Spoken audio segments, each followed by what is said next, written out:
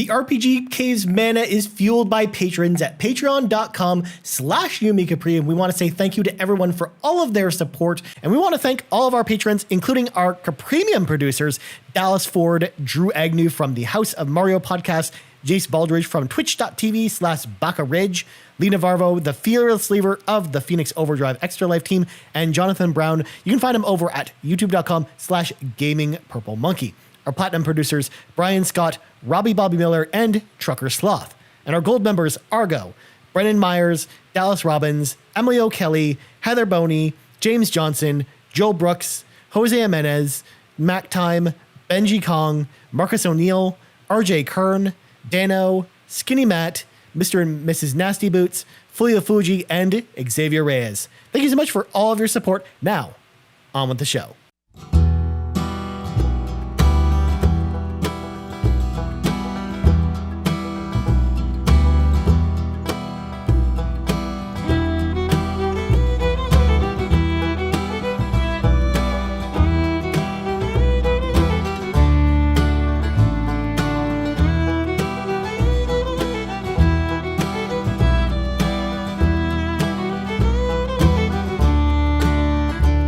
Greetings, fellow travelers. Welcome to the 7th level of the RPG Cave. I am one of your hosts, Ryan Turford, the level 99 human archmage, and I am joined, as always, by the level 99 elf ranger, Mr. Garret Bland. Garret, how are you doing today now that you're back home and resting?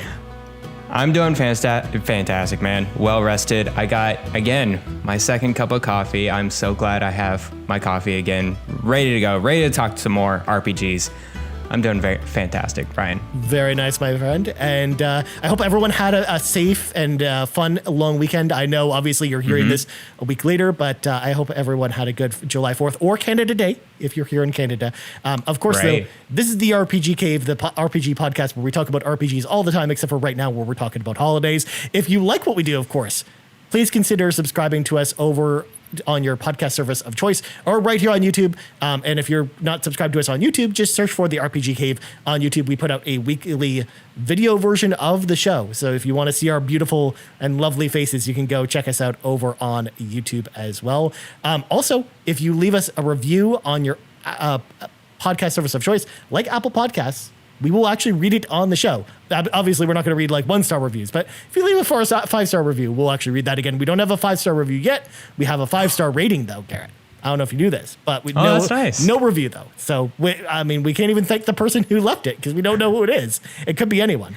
So you can definitely check that out there. As far as, because I know people have asked for us to kind of give the schedule a little bit ahead of time. This week we're doing Persona. That's kind of our big topic this week. Next week, we're talking about The Witcher. And then on next week's episode, we'll kind of give you guys an idea as to kind of the roadmap for the next couple episodes. But be prepared for us to talk about The Witcher next week and then be prepared for Persona today. So let's jump right into things and read from the sacred texts. Garret, it's Persona time. It is. This was like the episode that I pitched as like the first thing I wanted to talk about with you, and it just so happened that because you had finished Chrono Trigger recently, that was kind of the better fit for last week, which, by the way, I got a lot of really great feedback about that episode. People really liked that episode, Garret, that we did last week. Oh, that's great. I'm really happy about how that one turned out. So we're going to do Persona today, and it's going to be similar to last week's episodes, but we're going to do kind of a bigger, broader overview on the Persona series rather than focusing on one game individually. But as I kind of said on last week's episode when introducing our series episodes, that doesn't necessarily mean we won't do like a Persona specific game breakdown in the future. That doesn't prevent us from doing that. This is just kind of a way for us to kind of talk about Persona as a whole. So this is not a spoiler cast or anything like that. So you don't have to worry about that. In fact, I think there's going to be quite a beginner-friendly podcast because we have a lot of people that always ask the question, where do we start with Persona? We're going to answer that on the show. What's the best place to play some of these games? We're going to talk about that too. So all that and a lot more. But Garret, I'm going to hit you with some facts, some quick facts, just like we did with last week's episode with Persona. So Revelations Persona was actually the first game in the series, and it was originally released in Japan on September 20th, 1996 on the PlayStation 1. And it came out here in North America in December of 1996. So later that year, It came out here, which is actually one of the fastest turnarounds, as you'll find as we go through this list of Persona games. True. And this was not only the first Persona game that we got in North America, but it was also the very first Shin Megami Tensei game we got in North America, because all the previous ones released in Japan only. So it was the first time they actually tried to bring this series to North America at all. Oh, that's really interesting. Which is kind of crazy. In fact, the idea of Persona kind of came from 1994's Shin Megami Tensei If, which was on the Super Famicom. That was a Shin Megami Tensei game that wasn't based around adults, but based in a high school. And then what they wanted to do was take that idea of the high school setting, and rather than continue to do that in the Shin Megami Tensei games, they spun it into its own series with Persona. So that's kind of where the school idea kind of came from. And in fact, just looking back at some of the gameplay from that game, like it kind of looks like a lot of the school elements that we see in Persona like really originate from that game, which is just really cool. It's interesting to think about with like a Shin Megami Tensei specific game that's a Persona game essentially. So after that, we got Persona 2 Innocent Sin, released in Japan only on June 24th, 1999. We never got a North American release of that version of the game, but we will talk about that game again in a North American sense a little bit later. Its sequel, however, Persona 2 Eternal Punishment, released in Japan in June 29th, 2000, and released in North America on December 22nd, 2000. So again, later that year, but much later than the first Persona. So again, Persona 2, the only game in the series that got a direct sequel. I mean, besides, of course, you could argue Strikers or Persona 4 Dancing in All Night are sequels to those games, but this one's the only one where it's like a straight up sequel with the same type of gameplay. Essentially. Right. The others were kind of like spin-offs or like a totally different mechanic than the traditional Persona games. Yeah. But it seems like this one is like direct sequel. This is a traditional Persona game. Yeah, exactly. So, like it was like going between Final Fantasy 10 and 10-2. Like those are direct sequels to each other versus like being spin-offs. But then the next Persona game we got was 6 years later, which was Persona 3 in Japan on July 13th, 2006, but didn't come to North America until August 14th, 2007, the week before BioShock came out on Xbox 360. Wow. Yeah. I that's part of the reason why I kind of missed this back in the day. And this was on the PS2, right? PS2. So it was a late PS2 game. But then we go even later with PS2, Garrett. Persona 4 released in Japan on July 10th, 2008, and it launched in North America on December 9th, 2008, which is, again, long time into the 360 area. That's like 3 years into the 360 area where we're getting this game on PlayStation 2. And it's about the time PS3 started to like kind of come up, like being really popular, despite its price. I think that's the year Uncharted came out, if I'm not mistaken. I think you're right. Yeah. Or pretty darn close to it. Yeah, exactly. Yeah, Persona 4 was a very late PS2 game. Yeah, Super weird one to see of the it. last like releases that wasn't a soccer or just dance game, essentially. That's true. And then we had to wait until 2016 for Persona 5 to finally come out in Japan specifically on September 15th. But then it didn't come to North America until April 4th, 2017. So that was a long time between releases, almost 10 years between Persona games. That's kind of insane for us in North America. Was that the largest gap? Yeah. It should be the largest gap of Persona games. Yeah, which is kind of crazy to think about. We also got an announcement this week, of course, that Persona as a series has hit 15 million copies sold worldwide, thanks to, of course, Persona 4 Golden on PC hitting 1 million sold. They just announced that this week, which is awesome news and very timely for this podcast. There are 21 games in the full Persona series that include spin-offs, re-releases, the original games, you name it, all the Persona games. There's 21 of them in total. All of the games take place in modern-day Japan, but only Persona 4 and Persona 5 take place in real cities like Inaba and Tokyo, although the version of Inaba in Persona 4 is actually kind of an amalgamation that's basically influenced by a bunch of different places in Japan, like Yamanishi or a bunch of various cities in the Gunma Prefecture. In fact, if you go look at pictures of some of the buildings in Persona 4 that you go to them in the game, they're actually based off real places. Like the Junez Mall is like a real place that you can go to in Japan. It's just not called Junez, but it's essentially like a real place that you can go to, or like that the station is like the same in Yamagishi essentially. So I thought that was super cool. So otherwise, the other games all in fictional Japanese cities, but are all inspired by modern day Japan. Yeah, and Persona Strikers actually is probably the only unique one, which is spin off from Persona 5. They're on a road trip, and they actually go all around Japan, and they actually do a pretty good job of like teaching you all the different regions of Japan, like Sapporo, Okinawa. Even in Tokyo and Kyoto, they actually go all across Japan, and they give you historical lessons and traditions. So I thought that was pretty cool. They're being a little bit experimental now. Maybe that's a hint, hint, wink, wink on Persona 6, maybe. Yeah.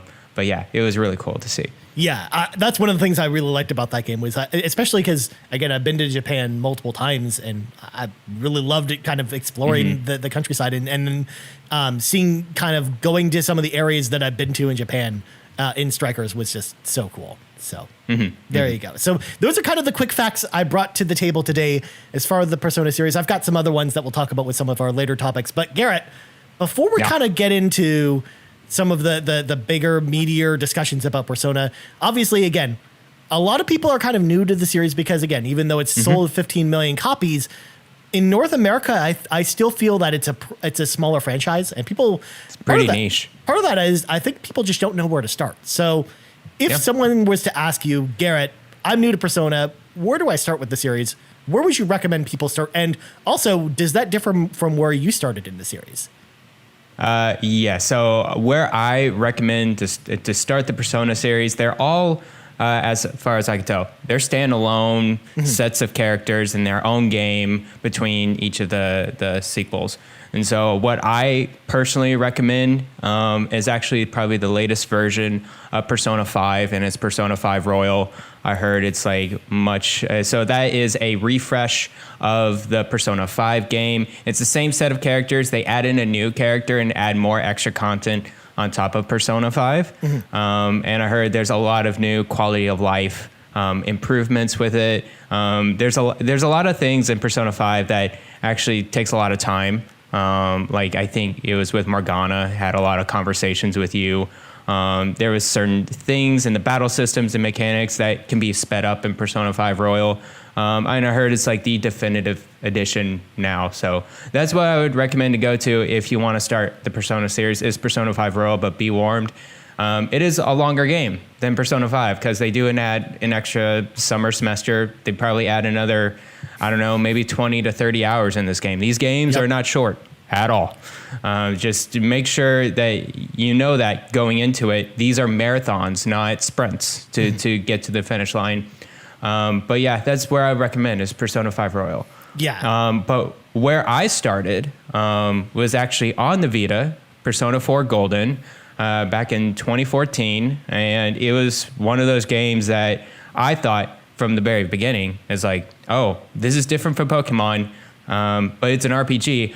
I guess I like RPG separate from Pokemon, and kind of JRPG separate from Pokemon, and it went from there. And I played this game.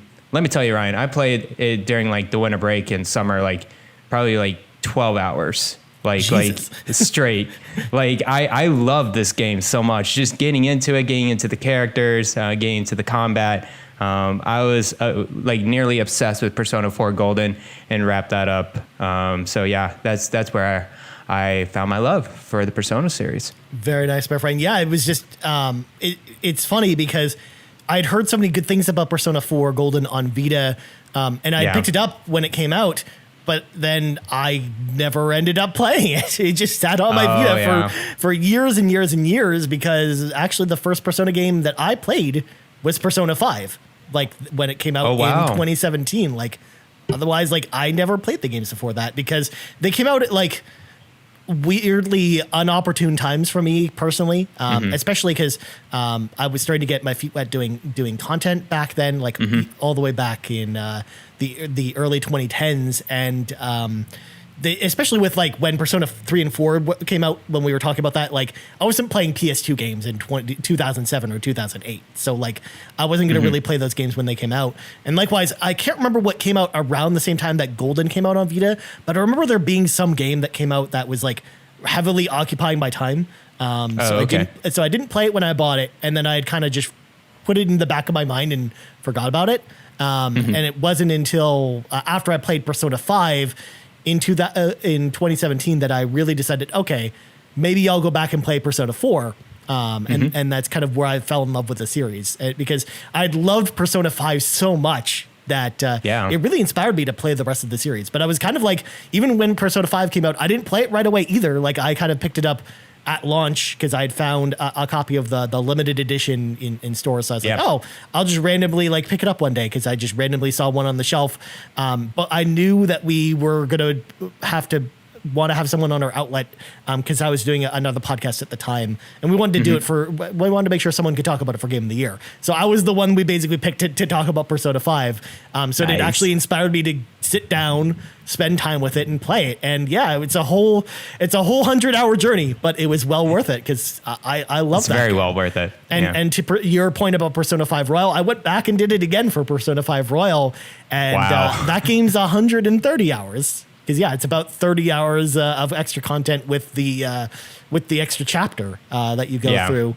But it was so worth it because that extra content just, I don't know, it just added so much to the game, especially with the new ending that it actually provides, that it just was really worth it to go back and play that. Oh, was it a better ending? I didn't end up playing Persona 5 Well, I wouldn't Royal, say it's so much that it's a better ending. It's a different ending, but I think it gives more context, which I think is a little bit better. Yeah. So I would recommend, just like you, if you're new to the Persona series, don't start with the older games. Start with Persona 5 because it's the most refined, like as far as the gameplay mechanics, but it also has one of the better stories in the series. So I absolutely think it's definitely the place to start. I mean, definitely don't go back and play Persona 1 and start with that.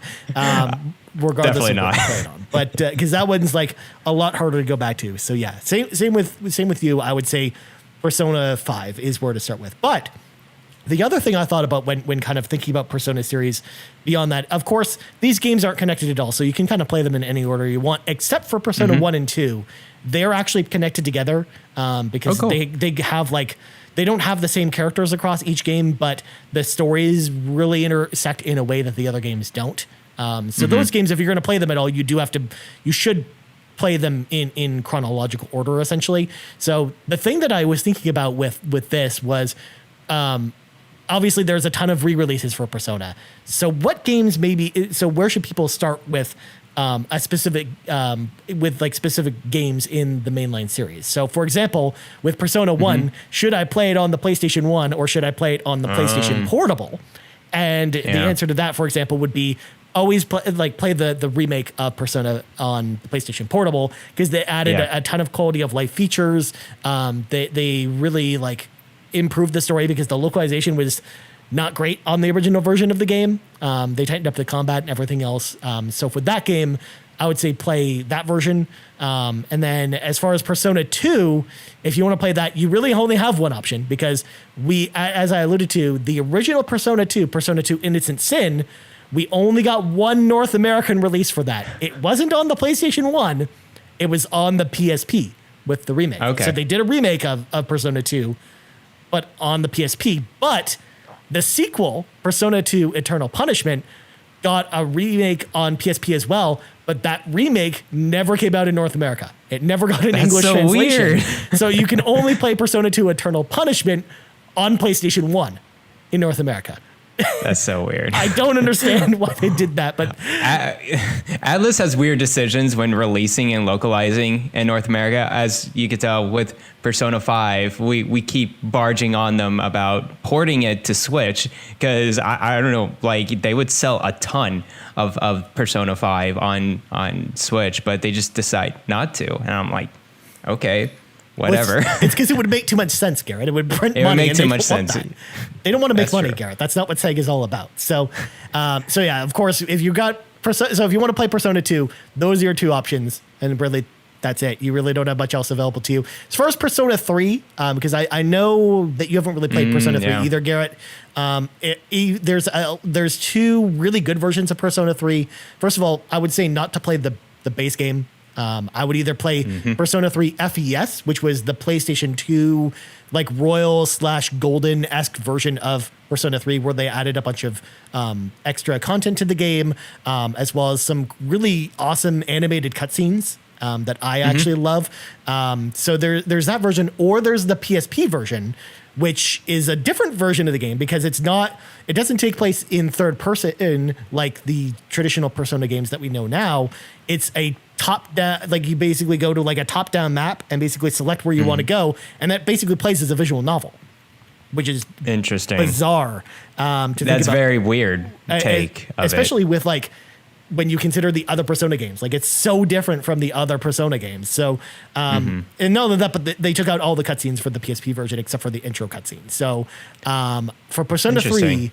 I would say it's probably better to play the FES version, but for the portable version, they actually added an extra campaign where you play as a female protagonist instead of a male That's right. protagonist.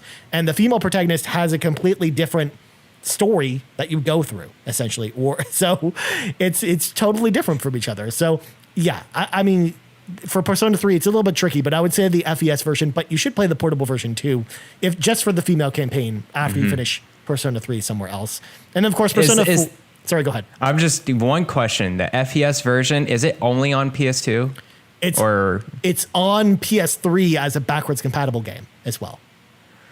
Okay. Yeah, No. I know. I don't It's know. really dumb. Because you can download it from the PlayStation Store. I think it's like $10. Interesting. Okay. But it's one of those PS2 backwards compatible games that they didn't bring forward to PS4 for some reason, because they did that for some games, but not others. Yeah.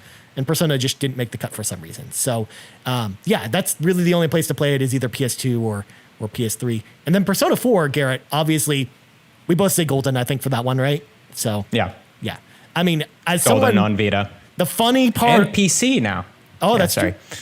The PC. The funny part about Persona 4 is that when I went back after feeding Persona 5, Garrett, I didn't play it on Vita. I played it on PS2. So I actually played the original version of the game. And then I was like, oh yeah, I should have played Golden instead. And then I ended up going back and playing Golden. I was like, yep, that was the better choice. Wow. That was the better choice. That's pretty good. Yeah. Nice. So that's funny. And then, of course, Persona 5, we both say Persona 5 Royal. Of course, we only have just the base version of Persona 5. I mean, the base version of Persona 5 is still fine, too. And pretty good. And maybe I would say if you don't want the extra 30 hours of content, because it's already a pretty long game. If you want it shorter, sure. Like you could play Persona 5 and it plays really nice. That's the game I played too, by the way. I did not go through the whole thing again with Persona 5, although I really do want to. It's just, I don't know how many more hours I could sacrifice. It's a big time commitment. Like it is for sure. Like even for someone like me, like I power game through that over like a 3-week period where I did 130 hours in that game. But again, I don't recommend that to anybody. I mean, it's gonna probably take y'all like a couple, like a normal person, like a couple months to beat that. So, or in Sean Capri time, it'll take him like 2 years to beat that, essentially, at the pace that Sean plays games. So That's true. There you go. So I would say play those in that order. As far as Persona 5 Strikers, I know people have asked about that one. That one's kind of a sequel to Persona 5 and assumes that you've beaten the main game. So don't start with Persona 5 Strikers unless you never want to go back and play Persona 5, I guess. Like if you for some reason don't want to play one of the best JRPGs of the last 10 years, it's fine. I think so. I played all the way through Persona 5 Strikers. It is its own story. You don't necessarily need to play Persona 5, but like you won't get the characters, you won't get the bonds that they have in that game. And also Persona 5 Strikers is a Koei Tecmo beat 'em up game. And I'm sure there's lots of other beat 'em up games that are probably more fitting to you if you want to get into just beat 'em up games. But I just wouldn't. If you want to get into the Persona series, I would not recommend going to Persona 5 Strikers first. Yeah, absolutely. Sure. Which is just, it boggles my mind that that's the only one that's on Switch, because it's like, it's so weird because it's like a sequel to another game on another console. Like, yeah, there's no reason to go play that one first. So there you go. That's the kind of our mainline recommendation list for where you should start with some of these games. So let's dive into some of the mechanics and kind of some of the things that make Persona special. So one of the things that has always been kind of a constant thing about Persona from the very beginning, as I kind of alluded to in the facts department, was, the school mechanics of Persona, and how you've got like basically each day plays out however you want to play it, essentially. So before we kind of dive into that, I wanted to bring in Mike into the conversation. So Mike at Blaze Knight 0923, because he had a question about this. So he said, I've not played a Persona game, but I know about the series a little bit. How is a JRPG, which is already a very slow genre, enhanced by forced downtime in the way of the school/social sections of the game? I feel like this would grind progression to a halt. Am I wrong? So, Garrett, I want to know what your take on this is. What do you think about Mike's question in regards to the school stuff in Persona? That is an interesting take on it for sure. When I played Persona 4 Golden, I did not realize what the mechanic was until I actually went in and dive into it. I feel like I'm playing two different games when I'm playing Persona. One is the school and having relationships with other characters, increasing their bonds together and figuring out activities. That's one side of Persona, is the school and like day-to-day activities. What do you want to do? What kind of characters do you want to bond and crave more with? That's one side. The other side is the dungeon crawling and actually going through the dungeons in the Persona universe, and basically the grinding point of it is to go through monsters, level up your persona, merge your persona, stuff like that. So they are, I wouldn't say grind to a halt, but they benefit from one another, right? Things that you do in the Persona universe, like doing certain quests, doing subquests, will affect what you do on the school side in the real world. Well, you do stuff in the real world, like creating bonds and these what we call confidants in Persona 5, will actually benefit you in battle when you go into the Persona universe. So I would say it's not grinding it to a halt, because what you're doing is you could have a decision. Most of the time you have a decision to go into the dungeon, and you can grind as much as you can at one single point. There's no like time limit if you want to just grind at one single time point. At the same time though, you have to go back to the school and kind of progress a little bit more. So they benefit one another, I think. And that's what's unique about the Persona games is this kind of duality of these systems. So what do you think about it, Ryan? Well, the thing is that when I first read this question, he talks about the pacing kind of screeching to a halt. But I would actually argue that what this game actually does very well is its pacing, in the sense that even though these are very long games, like you don't get sick of it, because you as the player kind of set the pacing yourself. You decide when it's time to go into the dungeons, and you decide when to talk to other people and do the social stuff. And if you don't want to focus too much on the social stuff, the game doesn't punish you too much for doing so. Like if you don't want to do that, like if you're not interested in that, you're not forced into it. Like you should, obviously, to get kind of the most out of the experience, I think. But you're not, I don't think you're penalized too much in combat if you don't do a lot of it. If you wanted to just, let's say, spend every day in mementos in Persona 5, for example, like if you do that, again, the game's not going to punish you too much for doing that. Like, again, you kind of as the player are given the player agency to kind of set the pacing yourself. You just have to, on certain days of the calendar, make sure that you have specific objectives in the palaces or dungeons completed by that time. Or if you maybe don't like the forced system like that of finishing a palace by a certain date in the newer Persona games, the older Persona games, Persona 3 and before that, play out very differently. So in Persona 3, for example, you don't have to go to Tartarus, which is essentially the main area. It's kind of like Mementos in a lot of ways. Because there are no palaces in that game.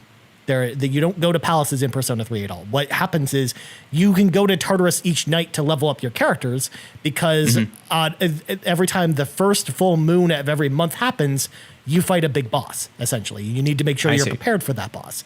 But if you don't want to do anything else in that game, it doesn't force you to do anything else. You'd either just go to Tartarus every night, or you can just choose not to do that. Or I mean, you might still die to the boss when it comes up, but at least the pacing's a little bit different than newer Persona games, at least, where you're not really forced to do something by a specific date. So, that's one of the things I liked about Persona is that, again, for a longer RPG, pacing's a huge, huge part of it, because obviously if it's not well paced, you're not going to have fun, like you're not going to want to play. No one's going to want to play for 100 hours if it's not paced well, right? So you as a player kind of dictate the pace of Persona, which I think is something that makes it really special. And again, I like kind of the daily stuff too, where you really get to know a lot of the characters in a way that you really don't get to in other RPGs. And I mean, the day system goes very quick. Usually you have one thing you can do after school and then one thing you do in the evening. And then that's it. And then it moves to the next day. It is pretty quick compared to like grinding into mementos or another dungeon, which it'll take you literally hours just to go through and level up your personas. But these social activities and things like that's like visual novel, like maximum each activity is like 7 minutes or something like that. And it's just a conversation with your other partner.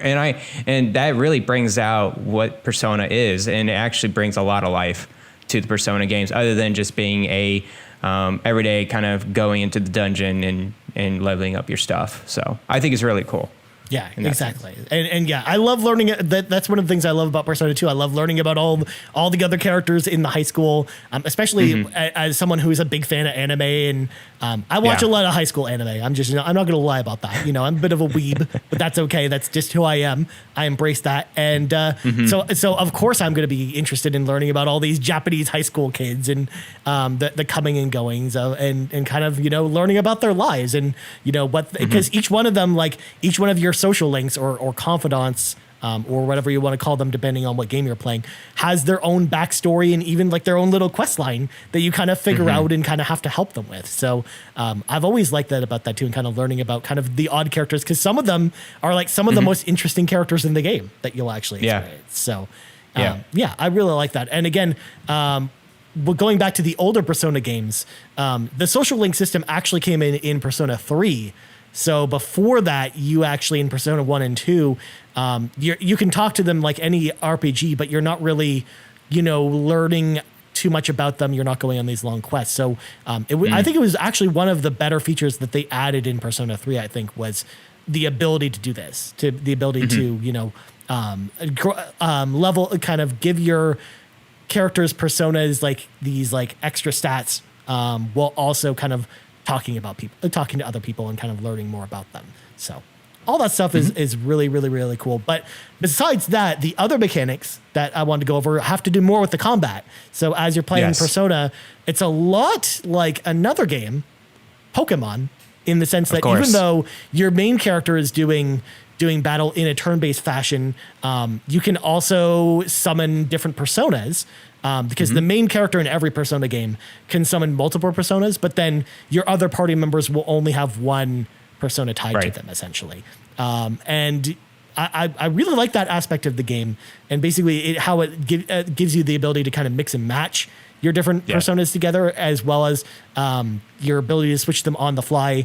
Like I've always really liked the combat in these games as well. What about you, Garret? What do you think about the combat in Persona? It's a very addictive nature, especially on the latest Persona. They do a very good job at like balancing all about, it's the turn-based Pokemon-like combat. There's certain Personas weak of like different elements like fire and ice and stuff like that. But your Persona as well is like it could be strong or weak against certain things as well. So you're going to have to mix and match a lot of different Personas together. I really like how they it's the Shin Megami Tensei traditional style of you can merge two personas into one persona, and you can choose what moves and what traits go into the new persona, and that's how you get more like higher strength personas as well. Everything about it is like, it's very well thought out, very mature, very balanced combat than what I see in a lot of other RPGs. And then I love the bosses in the latest one, Persona 5 as well, because they have a certain kind of like weak point, kind of like Chrono Trigger, where like the bosses have certain weak points and certain patterns that you're going to have to figure out throughout the entire boss level. And then there's a lot of environmental type of techniques that you kind of have to do in order to like make them weaker or daze them or something like that. So yeah, overall the combat is very solid. Yeah, especially when you think about other turn-based RPGs that have come out in the modern era. Like, it's definitely like one of the most refined and well-balanced turn-based JRPGs I've ever played as far as the series are concerned. And then Persona 5 in general, I think like it's definitely what I would consider the pinnacle of like turn-based RPGs. And again, the last decade, I would say, as far as the combat is concerned. Not only that, but one of the things I love too, and this is kind of consistent across the entire franchise, is using the elemental attacks from your personas against the enemy's weak points to basically knock them down. And then you can do what's referred to as an all-out attack, where all your party members just jump on the enemy at the same time. Or in Persona 5 specifically, if you weaken some of the enemies, you can basically hold them at gunpoint and either basically rob them for cash or an item, or that's how you convince them to join your party in that game. Which, fun fact about the hold-up mechanic, Garrett, I don't know if you knew this, the hold-up mechanic was actually in Persona 1 and 2, but they actually ended up removing it for Persona 3 because they introduced social links in that game. So they're like, the social link system will be basically work in place of the hold-up system instead. And then so they did that for Persona 4 and 5. So for Persona 3 and 4, and then brought it back for Persona 5, which I thought was really interesting. And Shin Megami Tensei always does the hold-up thing, right? The Shin Megami Tensei game. So yeah, I'm glad they brought it back in because it's a pretty cool mechanic. For sure. Yeah. It's just very silly when you've got these like monsters at gunpoint and they're just pleading for their lives and stuff. And you've got to like have this like really goofy dialogue with them where it's a weird conversation, man. Like, you have to put weird responses in there to their question. It's always not the obvious one. No, exactly. And it kind of depends on each of the monsters' personalities. And then you kind of have to figure out, okay, like if they're sad, like how do I cheer them up kind of thing? Or if some of them are just grumpy and you have to make fun of them and stuff like that to make them join you and stuff. So yeah, you got some really interesting conversations there. And like you said too, the bosses in Persona 5 in particular, I really loved because one of the things I liked about them too was you'll get to a certain point of the fight and then you'll have one of your party members go off to do something else, basically steal the treasure or do something to basically distract them while like the other three party members are fighting them. And it almost feels like one big combat puzzle, which also reminded me of playing like MMOs. Like one of the things I like about MMOs is that each one of the boss fights in like a raid, for example, feels like a combat puzzle that you're kind of deconstructing, or something like Doom Eternal even, where you're basically trying to study the patterns of enemies. So I also really like that about the boss fights in this game are fantastic. And likewise, the traversal in Persona 5 in particular, outside of combat, I think is fantastic as well. In Persona 5 Royal, you actually have access to a grappling hook. Which of course, that's so nice. Any game that has a grappling hook, Garrett, instantly is better by 10 points. You just add 10 points to just to let her grade up. Yeah, exactly. I love grappling hooks in games, so I loved that aspect of it, and kind of, even though I had played Persona 5 already, like it gave like you a new dimension as to how you would infiltrate some of the areas and kind of go through the game. That's so cool. But otherwise, like all the Persona games, as you're exploring the map, you don't have random battles or anything like that.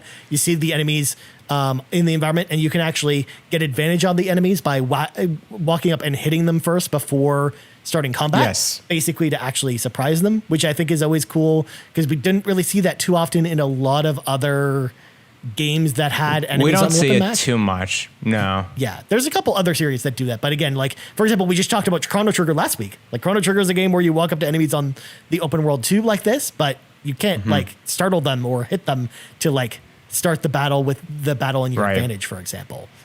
So I've always thought that that's really neat kind of playing the Persona games and seeing how that works, except for in Persona 3 Portable, where they do it in a weird way. Because again, you're not walking around the environments or anything like that. So they do it in kind of a different way than some of the other games. So I've always loved the Persona games mechanically. I think they're some of the deepest mechanics in any JRPG around. As someone who plays like ton of Final Fantasy and other Square Enix and other JRPGs, like I think there's some of the deepest as far as mechanics are concerned. So Garrett, we should probably talk about some of the side games in Persona, because obviously there's only 5 mainline games, but as I mentioned, there's 21 games in the series. So we got a lot of spin-offs to talk about. So we should probably talk about first the dancing games. So we should talk, because we got 3 releases of those. So we got Persona 3, Persona 4, and Persona 5, Dancing in Moonlight, Dancing in Starlight, and Dancing All Night, of course. Those games are all on Vita, but they're all on PS4 now. So you have a couple of options to play them. And I highly recommend those games. I know you had talked about it as well on one of our previous episodes, the soundtrack episode. But I love those games. And I know you probably love them as well, right, Garrett? Yeah, I played Persona 4, was it Dancing All Night on the Vita. And I think it's really the best on the Vita, because what it does is the rhythm is actually like a circle, and it actually goes out. It goes from in and then all the way out, and then you have to hit the buttons exactly when it goes outside of your buttons or whatever. And it's really nice on the Vita handheld wise, because your buttons lay out exactly where the screen's gonna hit, and it's really cool. So I would say the definitive version is actually on Vita, even though you can play on PS4 and just be fine. These games are really cool. I only played the Persona 4 Dancing All Night. I love the campaign in that it's very short, very quick. It doesn't take too much of your time.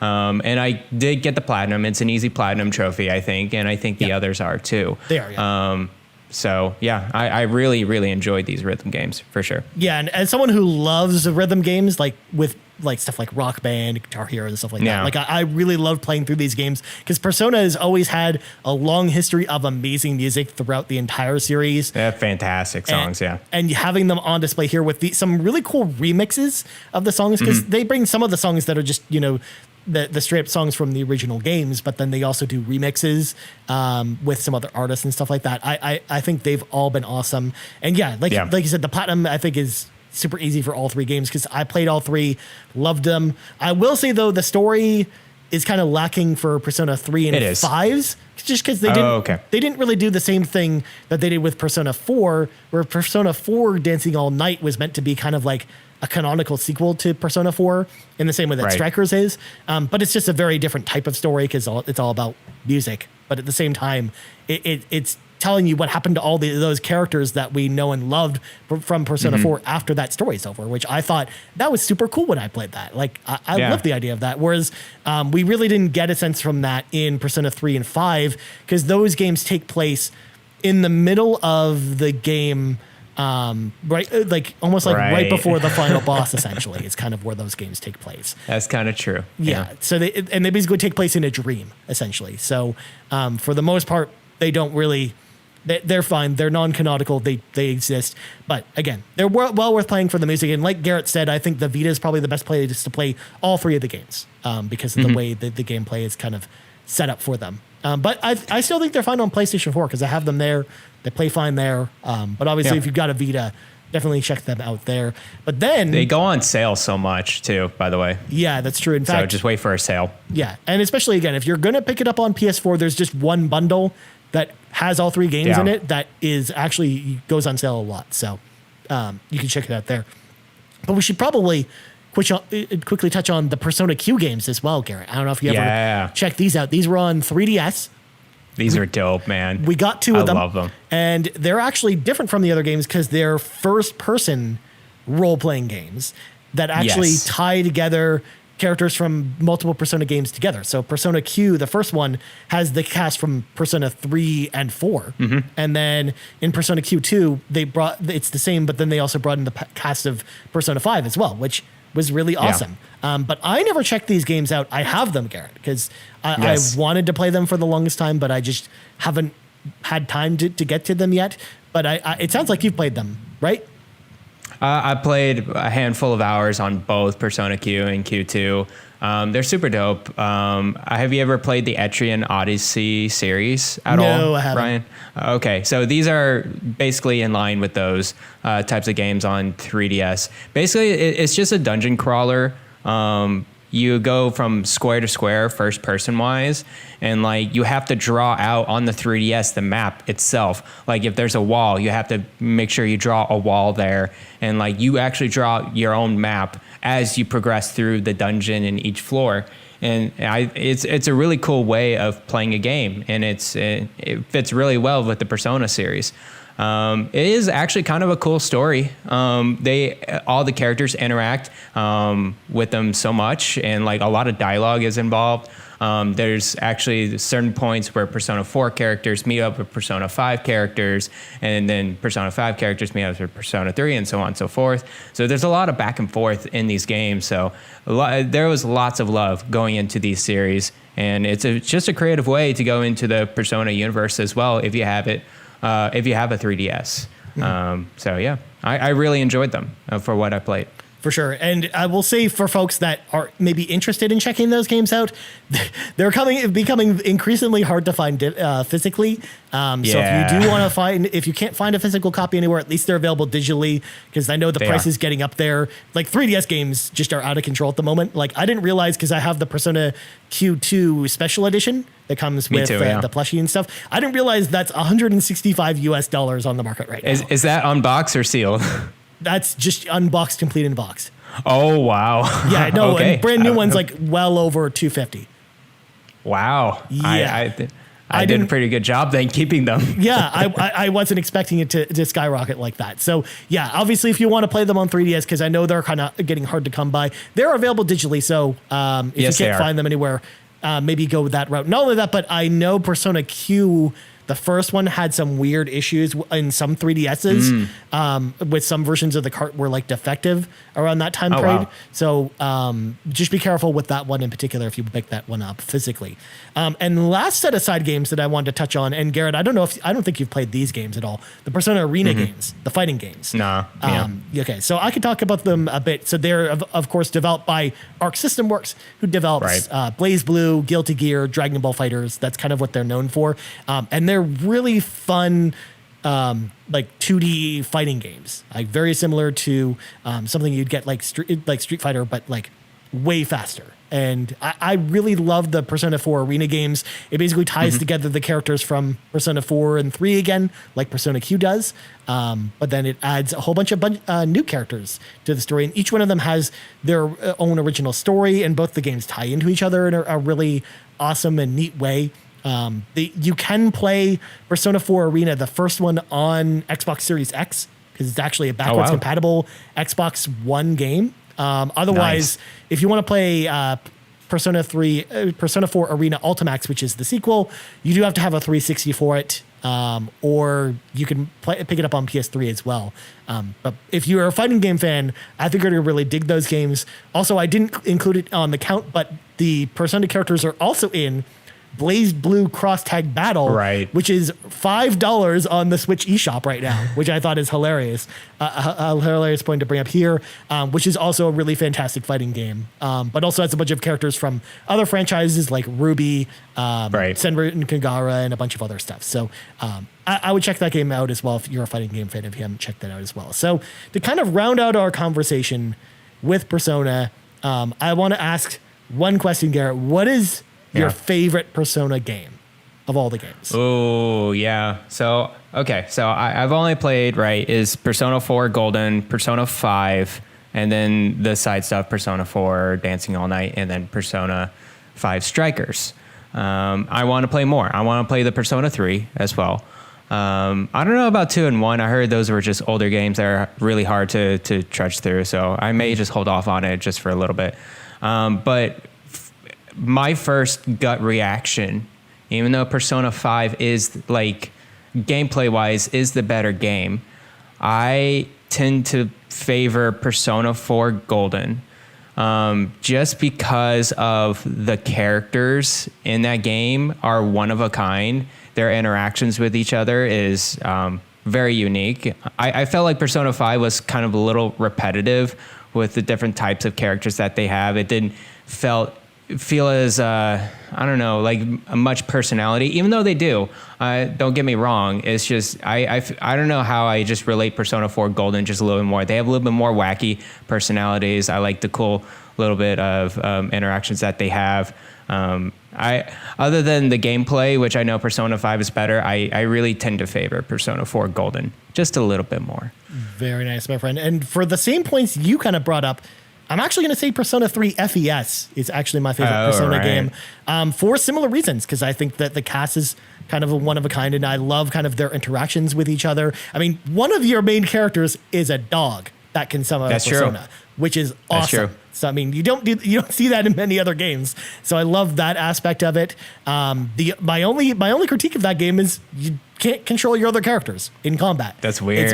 And that's something they had in all of the previous Persona games, basically up to Persona 4 essentially. So which is just the weirdest thing. They did fix that in the portable version though, Persona 3. So there is that aspect of it that is improved. But I don't know, man. I love Persona 3, from the trip hop soundtrack to the fantastic story that is a little bit darker than some of the other Persona games and stuff. I've heard, but I love kind of the idea of it kind of revolving around the cycles of the moon and kind of how that plays into the gameplay. And again, I thought Tartarus was like an interesting location. Again, it feels very different from something like Mementos, where you're kind of just going around the same rooms and stuff like that. But I kind of liked exploring Tartarus, which is essentially like a version of the school, but it transforms into this giant tower, and you go there rather than going to palaces, essentially, as I kind of talked about earlier. And then the ending. Oh man, the ending to Persona 3 is just, it's a work of art. So yeah, nice. I absolutely love Persona 3. It's definitely my favorite. But I mean, that, to be fair, none of the other Persona games are very far behind it. Again, Persona 5 is probably also in my top 25 games of all time. I love that game as well. Persona 4 Golden, I really love that as well. And even the older Persona games, I still think are good, but I'll agree with your point. They're a little bit harder to go back to today. But I do think that they actually play pretty well if you play them on Vita with the PSP ports. So that would be the way I would recommend people actually play those games. Because when they did the remakes back in 2010 for those games, I actually think they did a pretty good job of modernizing them. You can actually control all your characters in that game. They modernized some of the mechanics, and I think they're actually still pretty fun. Plus, the music is all modernized in those games, and I love the music in those games too. So I definitely think they're worth playing, but harder to go back to for sure. So as we look to the future of Persona, we got a final question. This comes to us from Matt at Burnout Brighter. This, of course, my friend Matt over at the PlayStation Drive. He asked the question, if they took the series out of Japan for Persona 6, where would you like to see Persona 6 go? Garrett, what do you think about this question? That's a hard question. It just feels like Persona series is so ingrained in the Japan culture and like the Japanese area. Like it's very hard to think about a Persona game being outside of Japan. The only type of game I would be really in for if it was in a different setting would not be in the US, but definitely somewhere in Europe, either probably in Paris or in the UK. I would totally be down to play a school, maybe a boarding school type of Persona game in those settings for sure. I would really like to see a European slant to the Persona series. But yeah, I think that's the only other setting I would be really into other than just being based in Japan. Is over there. So what about you, Ryan? Honestly, I can't even imagine a Persona game that doesn't take place in Japan, because Japan just feels just so tied to this franchise that it would be hard to take it out of it. And like the whole like exploring Japan, like especially too, because you go to very different places in Japan with each one of these games too. Like even though a lot of them are fictional cities, there's still a lot of them really are based off, places that actually exist. And especially like one of the things I loved about Persona 5 is that it really felt like being in Tokyo. With the next game, I would maybe love to see them set it in Kyoto or another like Japanese city, like another larger Japanese city, and then you kind of can go explore it or go I to agree. some of the other prefectures and stuff like that. Or maybe again, like to your point about Strikers, maybe if they took it on the road, and That would be had really go cool to multiple see. Yeah, I thought that would be. I think that would be really interesting. So, yeah, as far as if they took it out of Japan, if we had to go down that road, I agree with you wholeheartedly. I was going to say Europe too.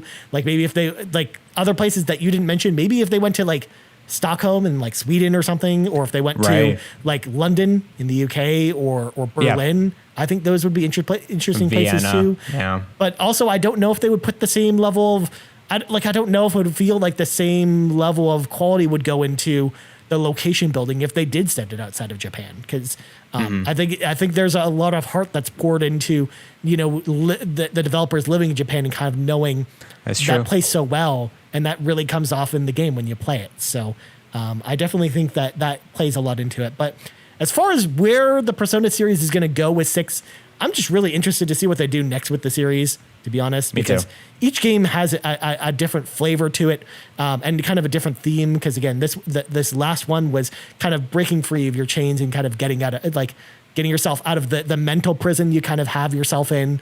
Whereas Persona 4 was all about like almost like the Scooby Gang trying to take down like this mystery killer. I loved it. And then Persona 3 was very much again about like the cycles of the moon and what they represent throughout our lives. So I'm curious to see what theme they do for the next game. And when we'll maybe see it. Like, when do you expect maybe we see Persona 6, Garrett, if ever? I mean, that's a very great question. So Persona 5 Royal came out last year, right? In 2020. Or at least in the US. So the largest gap was 10 years. So, I mean, I would say late PS5 era. I like at the earliest 2025 or 2026.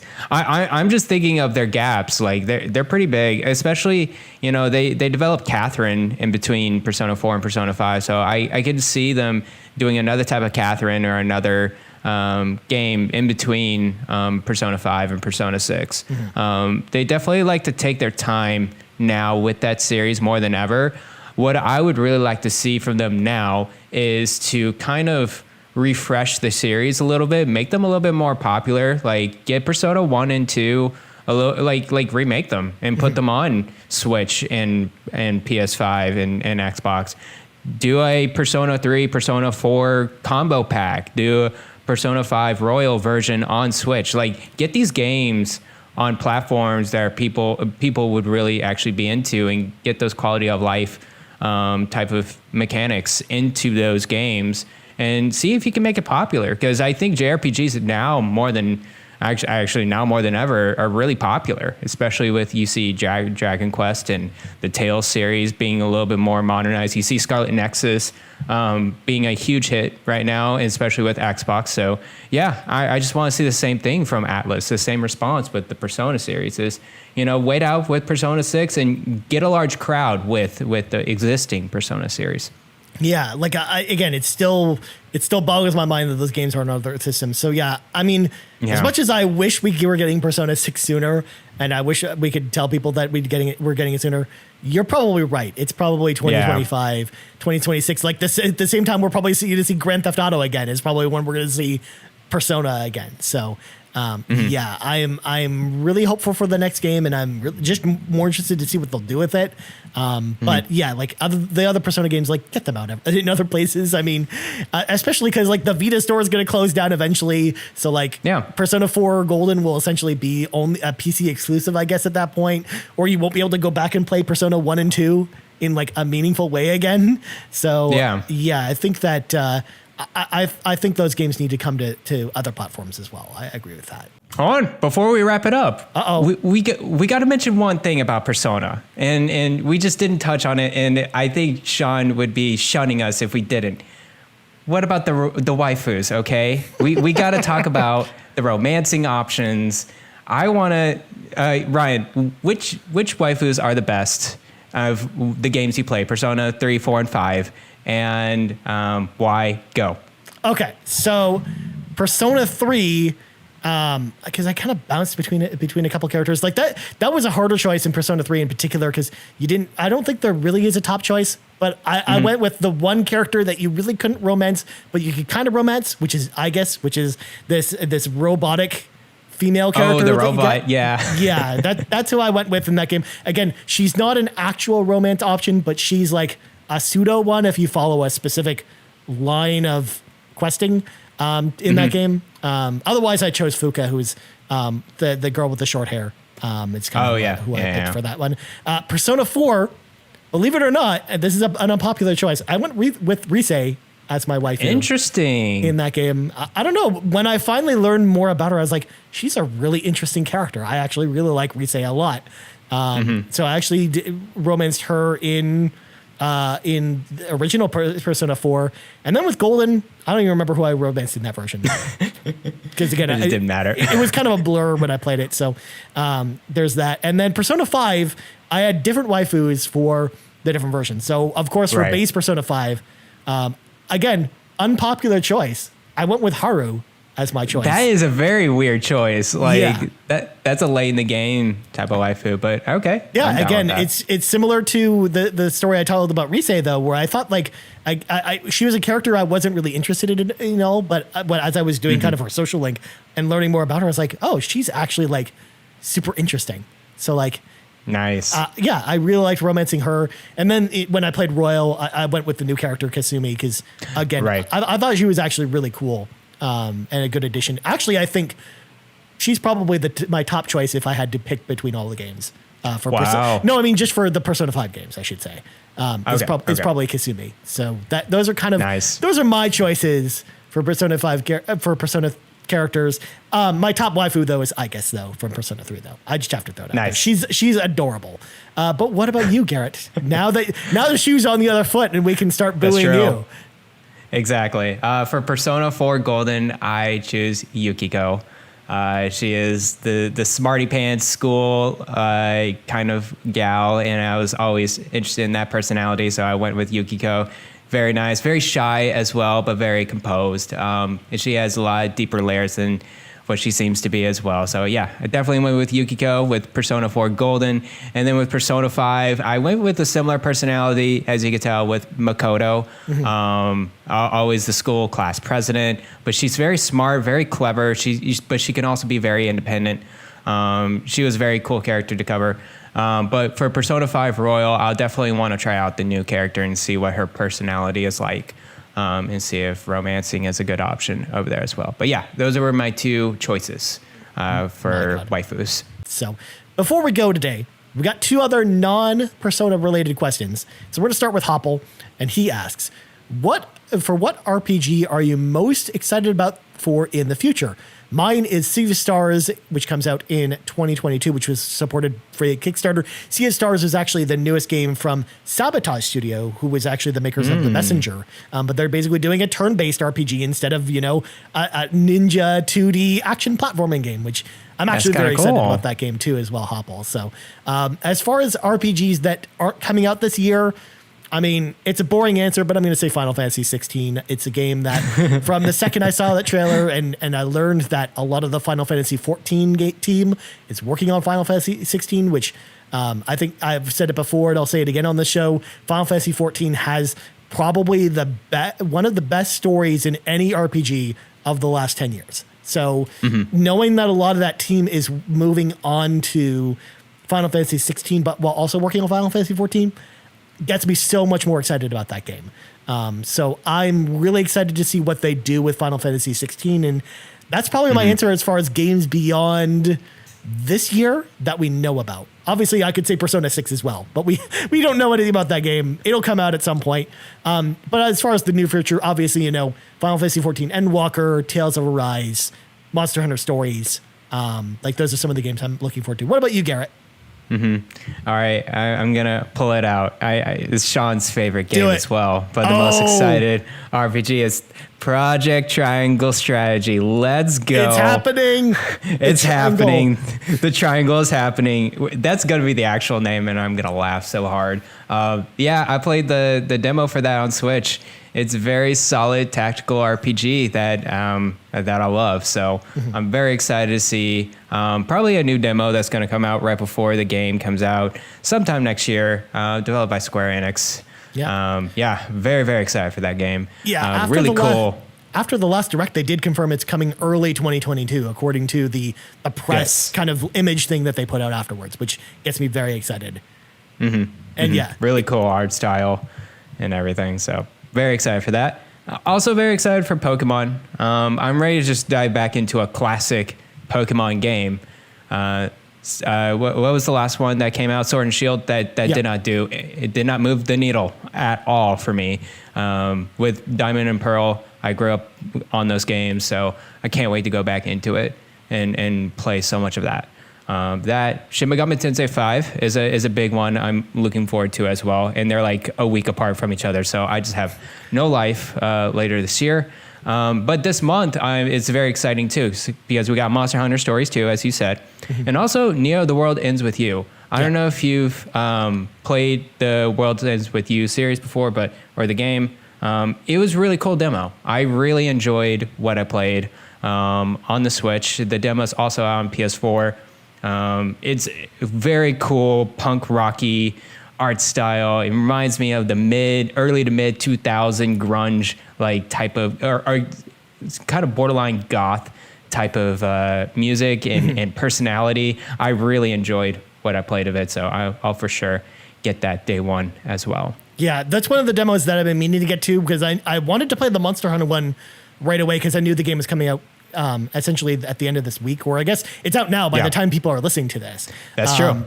So I actually played through the entire demo and actually really loved it. So I'm excited to play that one day one. And that's going to be my first Monster Hunter game I plan on beating, Garrett, which will be interesting to talk about. And as far as The World Ends With You, I plan on playing that demo. I'd never played the first game, but I'm excited to play this one. And I'm excited to check out the demo, hopefully this week. I'm probably going to check that one out. But, I think it's only like a maximum like an hour and a half. Yeah, it's not like the 4.5 hours the Monster Hunter Stories demo was. I couldn't believe how long that was. Versus that was a really long demo. Yeah, it's a lot of the game. But if it's only like an hour or in a bit, like I'll find time for it. Probably by the time people are listening to this, I may have that one. And then our last question today, Garrett, comes to us from Winter Gamer, which is the same question we talked about last week, but we're expanding the consoles this time, Garrett. So, of course, from the Winter Gamer, he asked, what are your favorite RPGs from every gaming system, both console and handheld? So this week, Garrett and I decided we're gonna last week, of course, we did like NES, like Game Boy, all the older consoles. This week, we're gonna do PS1, PS2, GameCube, Xbox, GBA, DS, and PSP. So I'll start with, while you have time to kind of think about some of these. PS1, I'm going to say that it's probably Lunar 2 Eternal Blue is probably my favorite. Oh, wow. It's a remake of a Sega CD game, and that I loved on the Sega CD. And I love what they did with the remake, whereas the remake of the first Lunar that they did for PlayStation 1, I didn't love as much because they made some kind of weird changes to it. But I really loved Lunar 2 and kind of how faithful it was to it with the addition of some of these awesome fully animated cutscenes. And it's just a fantastic game from top to bottom. I mean, obviously the stock answer for a lot of people is Final Fantasy VII, but I wanted to say, I wanted to switch it up and say Lunar 2 for that one is my PS1 pick. PS2, I mean, I talked about it before. It's Persona 3 FES, my favorite PS2 game. It's in my top, 20 games of all time. I love Persona 3, so I have to put that in there as my PS2 pick. GameCube, Tales of Symphonia is probably my pick. GameCube is very limited. I don't know how many games you're going to have for the GameCube. Original Xbox, it's Knights of the Old Republic is my favorite RPG, because I think that game is still fantastic. Game Boy Advance. This one's a really tough choice because there are a lot of really good ones. But if I'm allowed, Garrett, if I may, and you may have the same choice when we get to you in a second, Golden Sun 1 and 2 is probably my pick. If I'm allowed to combine them together, because they're essentially one game that just happens to play over two games. So if I'm allowed to do that, I'll put those in there. But the honorable mention will be Shining Force, the remake of the first Shining Force that they did for Game Boy Advance is fantastic. DS is an interesting one. That's too. a tough one too. Yeah, which is why I can't even think of one. I'll get back to you that on that one. And then PSP, I'm gonna have to say Persona 2 Eternal Innocent Sin is probably my favorite from PlayStation Portable. Cool. So those are kind of my picks. Garrett, I throw the floor over to you. What? And again, I know you haven't played games on all these consoles, so Right. that's why I kind of wanted to give you the floor on this one. The people out there, RPG fans, are gonna shun me. It's like, how dare you, Garrett? Boo this man. Boo, boo this man. PS1, I had a PS1 for probably about 2 years and only had a demo disc for the PS1. So excellent. So hard pass on PS1. I am playing Final Fantasy VII Classic right now on the Switch. That could be your first PlayStation 1 game. To be honest with you, other than Crash Bandicoot demo and Crash Tag Team Racing, then yeah, that's probably my first PS1 game I'll play. PS2, again, I've never had a PS2 in my life, and I only played PS2 games when I went over to my friend's place. Sorry, hard pass, guys. PS2, I did not play at all. GameCube, I did have a GameCube. I was not into JRPGs or RPGs in general when I had a GameCube, but I did play the Pokemon Coliseum games, Pokemon Coliseum 1 and XD Gale of Darkness. XD Gale of Darkness is a very solid Pokemon game. It has introduced a very neat mechanic about dark Pokemon and shadow Pokemon, where you had to purify that Pokemon into a light Pokemon, basically. So yeah, I really enjoyed the sequel for that, and they go for a pretty penny now. Original Xbox. I did not have an original Xbox. I had an Xbox 360, but you could still do some backwards compatibility. And I remember playing Jedi Knights of the Old Republic, and it was a pretty solid RPG there. Game Boy Advance. People are going to shun me again. I only really played Pokemon games on Game Boy Advance. I really want to play Golden Sun. I really want to play Advance Wars, which, the games are coming on Switch later. We're going to play those games soon, wait. Garrett. So I'm excited to talk to you about those. Very soon. But I really enjoyed, of course, Pokemon Emerald is my favorite Pokemon of all time. So that's why I choose for Game Boy Advance. DS is a similar idea. I was not into outside of Pokemon, huge RPGs, but one game I did play that is kind of a tactical RPG, even though it could be argumentative. I did play Age of Empires for the DS. Ooh. And that game plays very much like Advance Wars in an Age of Empires skin. Oh yeah, I forgot about that. Like that game is like a turn-based RPG. Yeah. Like it's not a real-time strategy game at all. Totally forgot about that. Right. So I really enjoyed playing that on the DS. I remember playing it with friends as well, and we would play hours on end on Saturdays. So for sure, if you look up Age of Empires for the DS, really cool tactical RPG. PlayStation Portable, did not have a PlayStation Portable. I do have a Vita, so you can play some of those games. I could definitely play some of those games, but again, I'm going to have to say a hard pass until I play Persona 3. Probably portable on my Vita. But yeah, there's some of these I'm just going to have to give a hard pass because I just haven't played much games on these systems, or I didn't have them. The hilarious thing that I thought was funny was that you actually had an answer for GameCube, which was the one I thought you would never have an option for, because there were like 4 RPGs on the GameCube. There were not very many, because again, you had Tales of Symphonia, you had Skies of Arcadia. Those were kind of the 2 big ones. You had Batten Kaitos, which was a weird like card game RPG. And then you had Pokemon like Gale of Darkness and Coliseum. That's it. Those are the only RPGs pretty much on GameCube. There's also Phantasy Star Online 2. But again, that wasn't even a very good version of that game. So it was also the only one game on GameCube that actually took advantage of the network adapter for the GameCube, which was a thing that existed too. Well, I was going to say, I thought about my DS choice, Garrett, and I'm going to actually go with Fire Emblem, the remake of Shadow Dragon. That's a good one. Yeah, that was a really good game on DS. Before we go, Garrett, please go.